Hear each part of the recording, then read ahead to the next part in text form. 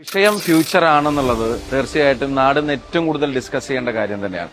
അങ്ങനെ പല റേഞ്ചിലുള്ള ടോപ്പിക്സ് പല ലെവലിലുള്ള ആളുകളുമായിട്ട് സംസാരിച്ച് എക്സ്പെർട്ട് ആളുകളായിട്ട് സംസാരിച്ച് ഇന്ററാക്ട് ചെയ്ത് കുട്ടികളുടെ ചോദ്യങ്ങൾ ഉൾപ്പെടെ എടുത്ത് ശരിക്കും നമ്മുടെ നാടിനെ ഫ്യൂച്ചറുമായിട്ട് കണക്ട് ചെയ്യാനുള്ള ഒരു എക്സസൈസ് ആയിട്ട് അതിനെ കാണുന്നു.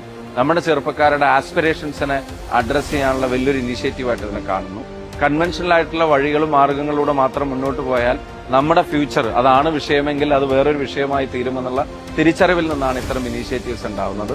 ഇത് തുടരട്ടെ. വർഷാവർഷങ്ങളിൽ നാട്ടിൽ വരാൻ പോകുന്ന മാറ്റങ്ങളെ സംബന്ധിച്ചുള്ള ഡയലോഗുകൾ, അതുപോലെ തന്നെ പല മേഖലകളിൽ കൾച്ചറലായിട്ടുള്ള കാര്യങ്ങളെ സംബന്ധിച്ച് സ്പോർട്സ്, സിനിമ, പൊളിറ്റിക്സ്, അതുപോലെ തന്നെ ടെക്നോളജി, അങ്ങനെ പല എഡ്യൂക്കേഷൻ, ഹെൽത്ത്, പല ഏരിയയും കവർ ചെയ്യുന്ന ശരിക്കും ഒരു വിഷൻ ഡോക്യുമെന്റ് ആയിട്ട് ഇവിടുത്തെ ഓരോ ഡിസ്കഷൻസും മാറട്ടെ എന്ന് ആശംസിക്കുന്നു.